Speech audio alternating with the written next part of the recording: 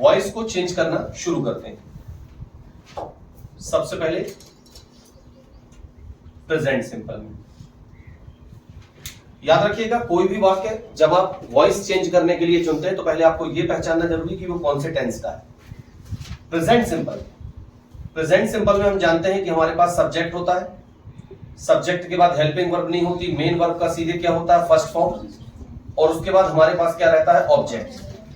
बस ये तीन चीजें होती, और वो भी कब, जब हमारा जो मतलब वाक्य है वो एक्टिव फॉर्म में होता है।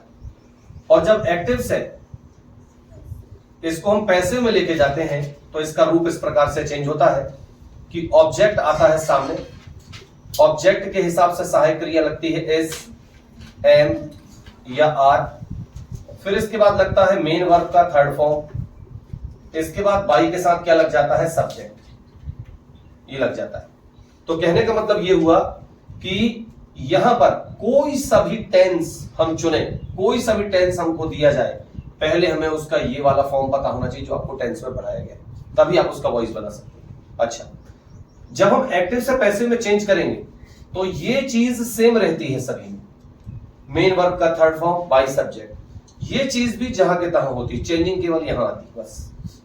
तो प्रेजेंट सिंपल में ऑब्जेक्ट रहेगा सामने, ऑब्जेक्ट के हिसाब से सहायक क्रिया इज, एम, आर रहेगी, मेन वर्ब का थर्ड फॉर्म रहेगा, और बाई के साथ लास्ट में क्या रहेगा सब्जेक्ट रहेगा। जैसे कुछ वाक्य मान के चलो हम यहां पर लिखते हैं, ठीक, जैसे मैंने ये लिखा कि आई राइट अ लेटर, ठीक। Number 2, you do your homework. Number 3, she sings a new song। चौथा नंबर, they play cricket। ये दे दिया अपन 4 वाक्य, चारों प्रेजेंट सिंपल के हैं। कैसे पता चल रहा है?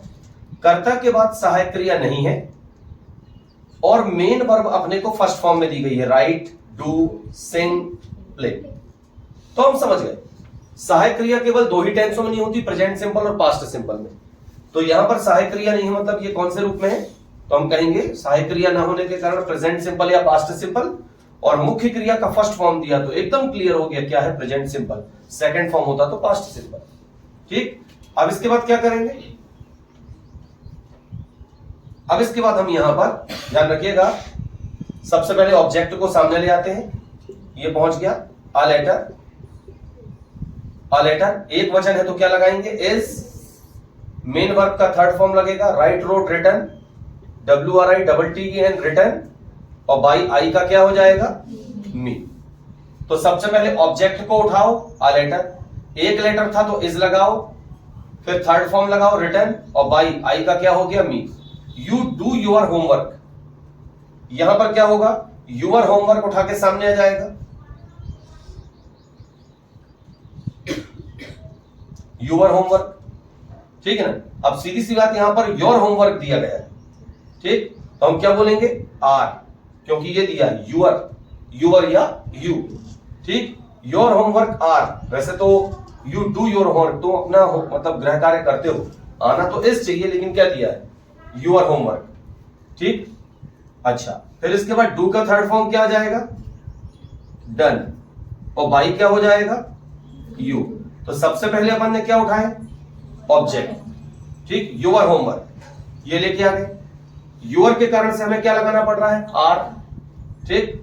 फिर इसके बाद थर्ड फॉर्म क्या लगा है? डन, और बाई यू का क्या हो गया? यू। यू में चेंजिंग नहीं आती। इसी तरह ये दिया she sings a new song, ये करता है, ये मुख्य क्रिया है, ये कर्म है, इसको उठा के अपन कहां ले आते हैं? सामने, क्या हो जाएगा? अ न्यू सॉन्ग, ये लग गया, एक सॉन्ग है ये, तो इसके साथ क्या लग जाएगा? Is, a new song is, sing का थर्ड फॉर्म, सिंग, सेंग, संग, ये लग गया, अ न्यू सॉन्ग इज संग, ठीक है ना। फिर क्या लगेगा? बाई, और शी के साथ क्या लग जाएगा? शी का क्या हो जाएगा? हर। तो हमने ऑब्जेक्ट को उठा के सामने लाया, एक ऑब्जेक्ट था तो इज लगाया, फिर मेन वर्ब का थर्ड फॉर्म लगाया और बाई के साथ कर्ता को पीछे लेके गए तो शी का हर हो गया। ठीक इसी तरह से ये दिया दे प्ले क्रिकेट, क्रिकेट को उठा के हम सामने ले आएंगे, ये लेके आ गए। क्रिकेट एक खेल है तो क्या लग गया इज, क्रिकेट इज, प्ले का थर्ड फॉर्म हो जाएगा तो ये हो जाएगा प्लेड, क्रिकेट इज प्लेड, ठीक है ना। और बाई यहां पर दे का क्या हो जाएगा, देम हो जाएगा। Cricket is played by them, तो सबसे पहले ऑब्जेक्ट को हम सामने लेके आ गए, ऑब्जेक्ट एक वचन में था तो इज लगाए, थर्ड फॉर्म लिखे प्ले का प्लेड, फिर बाई दे का क्या हो गया देम। तो इस तरीके से हम इसको बना सकते हैं। ऐसा ही हम बना सकते हैं किसको लेकर के,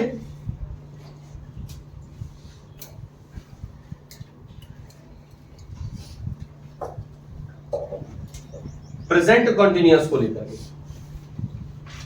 प्रेजेंट कॉन्टिन्यूअस में हम जानते हैं उसका एक्टिव फॉर्म, इसका पैटर्न किस प्रकार से रहता है। सबसे पहले इसमें सब्जेक्ट लिखा जाता है, सहायक क्रिया इज, एम और आर लिखी जाती है, मेन वर्ब के फर्स्ट फॉर्म के साथ आईएनजी को लिखा जाता है और उसके बाद क्या लिखा जाता है, ऑब्जेक्ट को लिखा जाता है। सबसे पहले सब्जेक्ट, फिर सहायक क्रिया इज, एम, आर, फिर मेन वर्ब का फर्स्ट फॉर्म, फिर आईएनजी, फिर ऑब्जेक्ट। ये प्रेजेंट कंटिन्यूअस की पहचान है।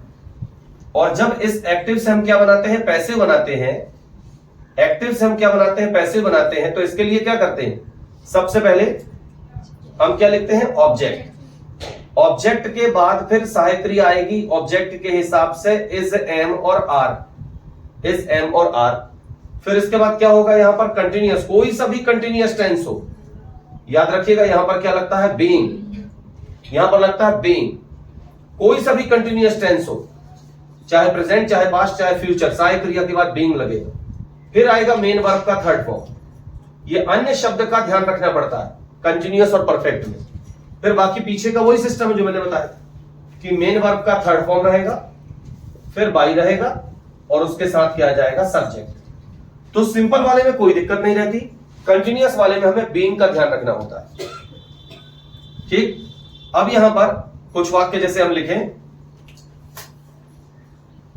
जैसे कि I am teaching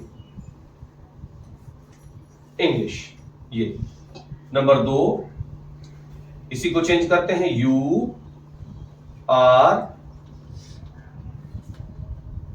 reading English, मैं अंग्रेजी पढ़ा रहा हूं, तुम अंग्रेजी पढ़ रहे हैं। ठीक, number 3, father is sending money. Number 4, children are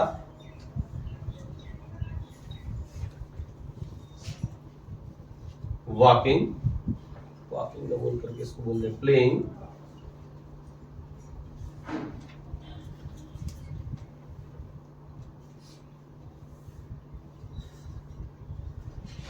football. ठीक, तो इस तरह से ये अब मैंने कंटिन्यूअस बना दिया। कंटिन्यूअस की पहचान क्या है वो मैं ऊपर लिख रहा हूं, मुझे लिखना नहीं चाहिए लेकिन मैं फिर भी याद दिला रहा हूं क्योंकि मैं इसको टेंस में पहले ही बता चुका हूं, लेकिन उसको मैं फिर भी बता रहा हूं कि आपको ये पहले टेंस में उसका पैटर्न क्या होता है याद रखना पड़ेगा, उसके बाद आप उसको पैसिव में चेंज कर पाओगे। तो ये जो टेंस लिखे हैं ये प्रेजेंट कंटिन्यूअस को दिखाते हैं। कैसे पता चला, कर्ता के बाद सहायक क्रिया इज, एम, आर है और उसके बाद मेन वर्ब के फर्स्ट फॉर्म के साथ क्या लगा है, आईएनजी। तो इससे हमें पता चल रहा है कि ये कौन सा टेंस है, प्रेजेंट कंटिन्यूअस टेंस, इससे हमें पता चल रहा है। अच्छा, अब ये जो प्रेजेंट कंटिन्यूअस टेंस है इसमें हमें क्या करना है, पहले ऑब्जेक्ट को उठा के सामने लाना है, ये लेके आ गए इंग्लिश, इंग्लिश एक वचन में है तो क्या लगा दिए, इज, इंग्लिश इज। फिर इसके बाद क्या लगेगा, बीइंग, ये लग गया बीइंग। फिर टीच का थर्ड फॉर्म हो जाएगा टॉट, TAUGHT, टॉट। ठीक, और बाई यहां पर आई का क्या हो जाएगा, मी। याद रखिएगा स्पेलिंग भी अच्छी आपको याद होनी चाहिए, क्यों, स्पेलिंग एरर पूछता है। ठीक है ना, एक पिछले साल जिस बच्ची ने पेपर दिया अपन ने उससे पूछा तो बोले सर मेरे में सबसे ज्यादा इंग्लिश एरर आए थे, वोकैबुलरी आई थी। ठीक है, और उस इंग्लिश एरर को सुधारना मेरे लिए पॉसिबल नहीं हो रहा था। क्यों? अपन जानते नहीं ब्रिटिश इंग्लिश, तो उसके में बहुत सारे इंग्लिश एरर आ गए थे। तो मैं कह रहा हूं ब्रिटिश इंग्लिश के वर्ड आप नहीं जानते, राइट है, ठीक है। जैसे आ गया ऑप्शनल, एक वर्ड आ गया ऑप्शनल। ऑप्शनल को आप कई तरीके से लिख सकते हो, लेकिन अब उसकी सही स्पेलिंग क्या है वो आपको पता होना चाहिए। आ रही बात समझ में? वो आपको सही पता होना चाहिए। जैसे आगे एक वर्ड आया था एक्सीलेंट। एक्सीलेंट, अब एक्सीलेंट की स्पेलिंग आप में से कितने लोगों को पता? हाथ उठाना। एक्सीलेंट की स्पेलिंग EXCELLENT। फिर से बोलो। EXCELLENT। EXCELLENT क्या है? सही है। अब इसी को उन्होंने 4 तरीके से लिख के दिया था एक्सीलेंट को। अब हम वर्ड तो सुने एक्सीलेंट मतलब बेहतरीन, ठीक है ना, उच्च स्तरीय, लेकिन उस एक्सीलेंट की स्पेलिंग वहां पर 4 लिखी हुई थी, और चारों को पढ़ते तो मुंह से आपके क्या निकलता? एक्सीलेंट। बट सही क्या था? तो वो चीज, उसके लिए वोकैबुलरी क्लियर होनी चाहिए आपकी। तो उसके मतलब उसने बताया कि सर मेरे पेपर में बिल्कुल मतलब स्पेलिंग एरर आ गया था वोकैबुलरी का, वो समझे भी नहीं आ रहा था मेरे, ऐसा। तो इसका मतलब ये हुआ कि ये जैसे मैंने बताया आपको, ठीक है ना, कि कोई वर्ड लिखा है तो उसकी स्पेलिंग क्लियर होनी चाहिए आपको, ठीक। और इसके लिए क्या करना पड़ेगा? 12वीं की जो गाइड होगी आपके पास, उसमें लेसन के पीछे जो वर्ड्स होते हैं उसमें नए नए वर्ड्स देखो, पढ़ो, ठीक है ना, क्योंकि आपको कहीं नहीं मिलेगी। डिक्शनरी में तो इतने सारे हैं कि आप कवर नहीं कर पाओगे। तो कम से कम 11वीं 12वीं में जो नए नए वर्ड्स आए हैं ना, वो आप देख सकते हो। गाइडों में पीछे, लेसन के पीछे दिए रहते हैं। तो रोज यदि 10 वर्ड की आप मीनिंग याद करोगे या उसके ऊपर वर्क करोगे 10 वर्ड्स की, तो आप बहुत फायदे में रहोगे। उससे आपका शब्दकोश भी मजबूत होगा। समझ गए ना? तो क्या होता है, वाक्यों में भी स्पेलिंग एरर देता है। जैसे आपको 4 वाक्य दे दिया, इसकी स्पेलिंग गलत लिख दिया उसने, और कह दिया कि बताओ वाक्य में किस वाक्य में स्पेलिंग एरर है। तो फिर आपको 4 वाक्य दिए होंगे, उसमें एक वाक्य में जहां स्पेलिंग एरर है उस वाक्य को चूज करके बताना पड़ेगा। समझ गए ना? तो यहां पर अपन ने देखा कि इंग्लिश को उठा के हम सामने ले आए, इंग्लिश के हिसाब से इज लगाए, फिर बीइंग लगाए, फिर मेन वर्ब का थर्ड फॉर्म टॉट, और बाई क्या हो गया? मी। यहां पर यू आर रीडिंग इंग्लिश ये दिया है, इंग्लिश को सामने लेके आ गए अपन, ये आ गया इंग्लिश सामने। इंग्लिश फिर एक वचन में है तो क्या हो गया? इज। फिर से लगेगा क्या? बीइंग। रीड का थर्ड फॉर्म आ जाएगा, ये आ गया रेड, और बाई यू का क्या हो गया? You. English is being read by you, मतलब ये रेड है थर्ड फॉर्म, ठीक है। अच्छा, फिर ये दिया है फादर इज सेंडिंग मनी। अब क्या करेंगे? ऑब्जेक्ट को सामने लाएंगे, ये आ गया मनी, ऑब्जेक्ट को सामने लेके आ गए। इसके साथ वापस क्या लगेगा? इज। पैसा एक वचन शब्द है, ठीक, ये लग गया। अच्छा, फिर इसके बाद क्या होगा? यहां पर लगेगा बीइंग, ये लग गया। इसका थर्ड फॉर्म आ जाएगा, क्या आ जाएगा? सेंड, और बाई क्या हो जाएगा? फादर। ये money is being Saint by father, ठीक। पहले ऑब्जेक्ट को उठा के सामने लाए, एक वचन में था तो इज लगाए, फिर क्या लगाए? बीइंग, फिर सेंट का थर्ड फॉर्म सेंट, और बाई फादर का फादर। इसके बाद ये चिल्ड्रन आर प्लेइंग फुटबॉल, यहां पर भी हम ऑब्जेक्ट को सामने लाएंगे, ये आ गया